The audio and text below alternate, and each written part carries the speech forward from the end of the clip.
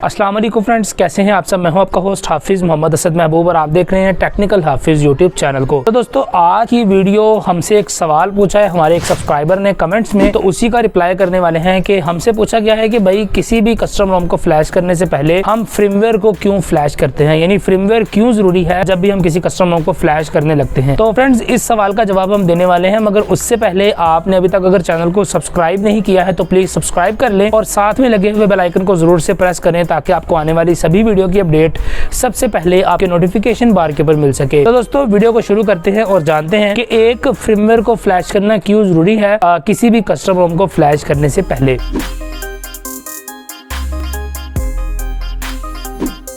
तो दोस्तों, आपको एक बात बता दूं कि जब भी आप किसी कस्टम रोम को फ्लैश करने लगते हैं तो उस कस्टम रोम के ऊपर एक कर्नल होता है और वो कर्नल हमेशा हर कस्टम रोम वाले कोशिश करते हैं या तो वो कोई अपना कर्नल जो है वो बना लेते हैं या उस कर्नल को मजीद थोड़ा सा मॉडिफाई करते हैं ताकि वो उस कस्टम रोम के साथ आपको जो देखने को मिलता है। यानी दोस्तों, अगर बात करते हैं पोको X3 Pro की, तो यहाँ पर आपको पर्फ कर्नल बाय डिफॉल्ट देखने को मिलता है और इसके अलावा आपको यहाँ पर बहुत ही मशहूर कर्नल मोची कर्नल, इसके अलावा आपको यहाँ पर ALN कर्नल और इस तरह साइलॉन टी कर्नल वगैरह सारे कर्नल्स आपको देखने को मिलते हैं। तो दोस्तों, ये सब कर्नल जब आप अपने किसी मोबाइल फोन में फ्लैश करते हैं तो वो फ्लैश करने में प्रॉब्लम करते हैं, इसीलिए हम सबसे पहले अपने फ्रीमवेयर को फ्लैश करते हैं अपनी कस्टम रोम के ऊपर। जो आपका फ्रीमवेयर होता है, आप इसको आसान लफ्जों में इस तरह से समझ सकते हैं कि आपका जो फ्रीमवेयर है उसमें आपका स्टॉक कर्नल होता है, यानी कि जो स्टॉक कर्नल आपको किसी भी मोबाइल फोन के ऊपर देखने को मिलता है बाय डिफॉल्ट कंपनी की तरफ से, वो कर्नल आपके उस फ्रीमवेयर में फ्लैश होता है। और जब आप उस फ्रीमवेयर को अपने मोबाइल फोन के ऊपर फ्लैश करते हैं तो आपका सिर्फ कर्नल जो होता है वो आपके सॉफ्टवेयर के अंदर फ्लैश हो जाता है। उसके बाद जब आप किसी कस्टम रोम को फ्लैश करते हैं तो वो उस कर्नल को रिप्लेस कर देती है अपने साथ, जिससे कि आपके मोबाइल फोन के ऊपर इजीली कोई भी अनदर कर्नल जो है वो फ्लैश हो पाता है। यानी दोस्तों, अगर आप लोग इसको आसान लफ्जों में समझें, एक जो आपका फ्रीमवेयर है जिसे हम फ्रीमवेयर कहते हैं, उसके अंदर हमारे मोबाइल फोन का कर्नल जो है वो बाय डिफॉल्ट उसमें पड़ा होता है। कर्नल को पहले हम लोग फ्लैश कर लेते हैं, उसके बाद जब हम उसके ऊपर कस्टम रोम को डालते हैं तो वो इजीली उस कर्नल के साथ रिप्लेस हो जाती है और हमारे मोबाइल फोन के ऊपर कस्टम रोम जो है वो रन कर देती है। तो फ्रेंड्स, यही वजह है कि किसी भी कस्टम रोम को फ्लैश करने से पहले हमें अपने मोबाइल फोन को एक ओपन सोर्स कर्नल जो है वो प्रोवाइड करना होता है ताकि उसके साथ वो अपने किसी दूसरे कर्नल को रिप्लेस कर पाए। ठीक उसी जगह पर हमारे सॉफ्टवेयर की तमाम तर फाइलें जो हैं वो फ्लैश हों, जिससे कि हमारा सॉफ्टवेयर इजीली काम कर सके। तो दोस्तों, आई होप आपको समझ आ गई होगी कि फ्रीमवेयर फ्लैश करना क्यों जरूरी है और फ्रीमवेयर क्या है, फ्रीमवेयर के अंदर होता क्या है जिस वजह से हमारी कोई भी रोम जो है वो इजीली फ्लैश हो पाती है। दोस्तों, उम्मीद करता हूँ आपको ये छोटी सी वीडियो अच्छी लगी होगी। अगर आपको वीडियो पसंद आया तो लाइक सब्सक्राइब शेयर जरूर से करें और अगर आप लोग अपने किसी दोस्त को रेकमेंड करना चाहते हैं तो उसको जरूर से ये वीडियो रेकमेंड कीजिएगा जो बंदा कस्टम रोम को फ्लैश करता है, ताकि उसको भी समझ आ सके कि फ्रीमवेयर को फ्लैश करना क्यों जरूरी है। तो दोस्तों, आपसे मिलता हूँ अगली वीडियो के अंदर, तब तक दीजिए इजाजत, दुआ में याद रखिएगा। अस्सलाम वालेकुम।